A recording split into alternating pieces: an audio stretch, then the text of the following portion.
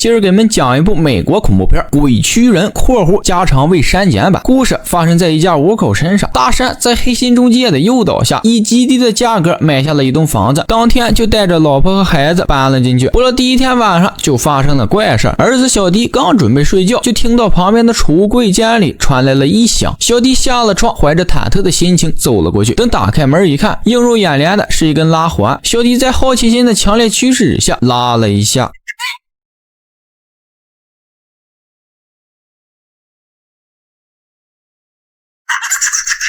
突然出现的小丑玩偶给他吓了一跳，他慌忙的把大山叫了过来，让其看看储物间里到底有什么东西。结果这么一看呢，虚惊一场，原来是一只小松鼠。大山呢活还挺多的，跟着小弟一起滋啦喊叫，给其余3个人都给吸引了过来。不知道的以为发生了啥呢，受到惊吓的小迪呢要求跟爸爸妈妈一起睡觉。然而怪事并没有就此停止，半夜就在几个人熟睡时，房子里的灯开始逐个闪了起来。小迪这块呢睡得轻，很快就察觉到了。同时楼下客厅里传来了妹妹说话的声音。小迪走下楼一看，发现妹妹正在朝闪着雪花屏的电视机说话，说什么我不怕，我可以过去，得先问我妈妈同意吗？接着妹妹告诉小迪他们要来了。谁呢？这时候电视屏幕里面伸出一只又一只的黑手，这给小迪吓得急忙要过去拔插销，可刚碰的就被电了回去。接着客厅里的灯又闪了起来，听到动静的大山和翠花过来了，电视机里的黑手消失了，而妹妹呢还保持原来的样子，双手扶着电视机，面对电视机，冲着父母又说那句他们来了。这一秀啊可真闹挺。时间来到第二天，大山上网查询了一下，可能是房子里的电路松了，过后找电工再修一下就行了。至于妹妹说的那句他们来了是什么意思呢？翠花则单独问了一下她，妹妹解释到说那是她另一个世界的朋友，不是想象出来的，并且还邀请自己过去。妈妈呢没过多问，回到了屋里，被小迪的漫画书碰了一下，就让小迪呢赶紧搬回自己房间，太碍手了。然后就在搬的时候，怪事发生了，一个棒球滚了过来，小迪以为是妹妹在恶作剧，可他人并没有在房间里。小迪有些纳闷，便将棒球放在地毯上，谁料棒球竟不受控制的朝衣柜滚去，这给小迪吓得一脸苍白。等再一回头，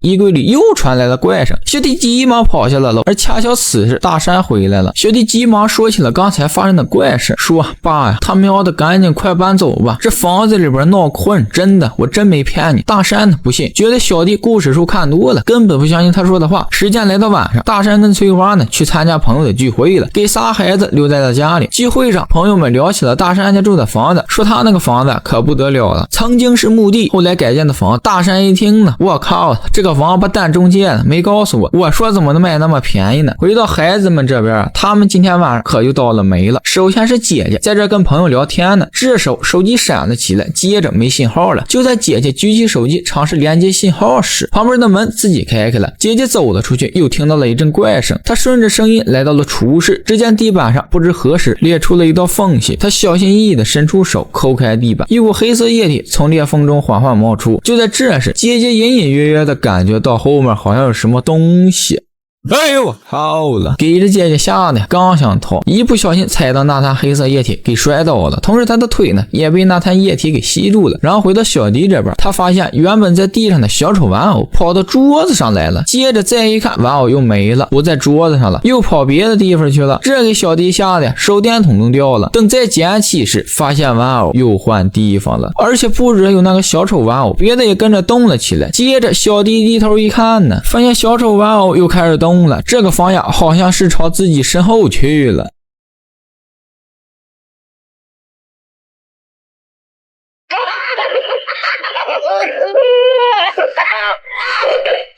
玩偶成精了，同时外面随风摇曳的柳树枝直接给这玻璃干碎了，而且小丑呢还不停的拉扯小迪的腿，直到小迪给他踹碎了。小迪急忙跑了出去，柳树枝化成了一只大手。小迪来到了妹妹的房间，一进门就看到了那个柳树枝，就又被吓跑了。刚想下楼，就好像卡住了一样，停在那儿了。与此同时，姐姐这边刚挣脱了，想开门呢，但是出不去，门被锁上了。紧接着柳树枝又出现了，直接给小迪掏走了。回到妹妹这边，衣柜门自己开了，接着神奇的一幕出现了。只见台灯的光化作了一个光球在空中移动，而且不只是台灯的光，别的光也化作成了光球，一同向外移动。妹妹好奇的跟了过去，可就在下一秒出现了很多只手，直接给她掏走了。与此同时呢，夫妻俩人也回来了。小弟从柳树枝上掉了下来，姐姐则是惊慌失措的跑了过来，告诉俩人妹妹失踪了。几个人找半天了也没找到。随后小弟来到了客厅，看着闪着雪花屏的电视，便把翠花叫了过来，让她把手放在了电视机上。接着电视机里传来了妹妹的声音，她好像在另一个世界。过后呢，俩人也没报警，因为这种事情呢，警察来了也没用。他们呢就来到了一个超自然研究部，请这个专业人员来帮忙，向眼镜详细介绍起了一家人离奇的遭遇。眼镜听完后呀，决定伸出援手帮助他们，带了俩人寸头和黑妹，专业的呀就是厉害。经过一系列的勘察，眼镜就得出了结论，说这栋房子呢存在时空重叠现象，他们的女儿呢大概率被困在了异界空间，想要救回女儿，当务之急呢是想办法联系到她。随后眼镜他们团队呢就开始布置设备，其中出现了个小插曲儿。村头呢去楼上装，他呢来到了妹妹的房间，打开了那个衣柜，准备在墙上打孔。村头刚按下开关，墙面就破了个大洞，同时打孔机呢也掉了一半了。这个墙呢是空心的，村头把手伸了进去，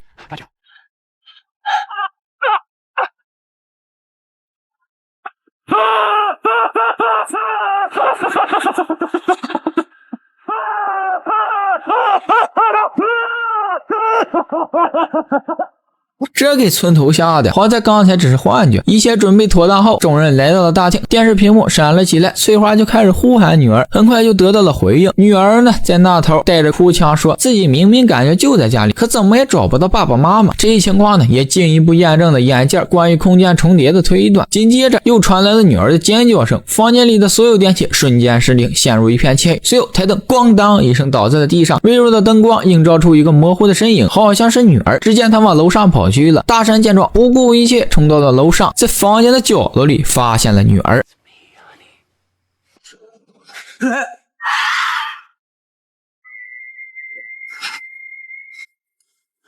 大山彻底被激怒，顺手拿起凳子腿就开始疯狂砸墙，直接给墙砸了个大窟窿。然而这还不够，大山又回头拿起了桌子面，这一砸呀可不了的，好像给那个异界空间的大门给砸开了。与此同时呢，客厅的天花板上出现了一个又一个的光点，只见他们汇聚到了一起。接着大山刚才用过的桌子面掉了下来，眼镜看到这一幕恍然大悟，他断定这里一定是通往异界的出口，也是救回小女孩的唯一通道。接着眼镜说了，光凭自己一个人的力量呢是不够的，得再请一个人，大师。画面一转，这个大师呢就来了。大师呢简单的在屋里边逛了逛，就推断出这里曾经是墓园，当年开发商只是迁走了墓碑，而逝者的尸骨却依旧留在这片土地下。正因如此，这里汇聚了大量的怨气。那些怨灵呢之所以带走翠花的女儿，是企图借助女儿找到逃出地狱的通道。过后呢，大师拿了一根绳子扔进了衣柜里面的那面墙里，绳子呢也顺势来到了客厅。这样一来呢，即使他们进入异界，也能通过绳索找到回来的路。不过为了安全起见，大师决定用无人机去异界探个究竟。等进去这么一看呢，吓坏了，里边尸横遍野，没一会儿传感器就检测到了女儿的身影。无人机呢继续深入探寻，终于找到了女儿，但是女儿呢又被旁边的恶灵给抓走了，无人机也被打掉了，信号瞬间中断。翠花心急如焚，眼看情况危急，她决定独自闯入异界去救出女儿。就在众人为此争执不休时，小弟已经悄悄来到了楼上，他下定决心去救妹妹，因为妹妹失踪前曾向他求救。小弟怀着满心的自责与坚定的决心，义无反顾地进入了异界，很快就找到了妹妹。然而那些亡魂呢自然不会轻易放过他们，纷纷拉扯住绳子试图破坏他。